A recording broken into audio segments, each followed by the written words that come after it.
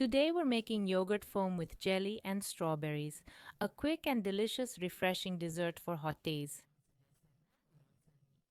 Be sure to save this recipe and try it at home. You'll find the exact ingredient amounts in the video description.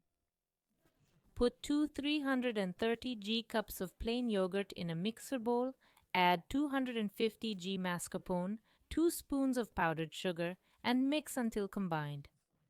Next, dissolve 2 clear jellies in 400 milliliters boiling water. Once cooled, pour it into the yogurt mix. I lined a 26 by 26 centimeters pan with ladyfingers, soaked them in lemon water, then poured a thin layer of yogurt cream. I chilled it briefly to keep the ladyfingers from floating. After a few minutes, I poured the rest of the yogurt cream. We chill it again. I dissolved 2 strawberry jellies in 700 milliliters boiling water. Once cooled, add 450 g fresh or frozen strawberries. When it starts to set, spread it on the cake. Chill again, preferably overnight, and the dessert is ready to serve. It's delicious and light. Do try it. Recipes on my blog, links below.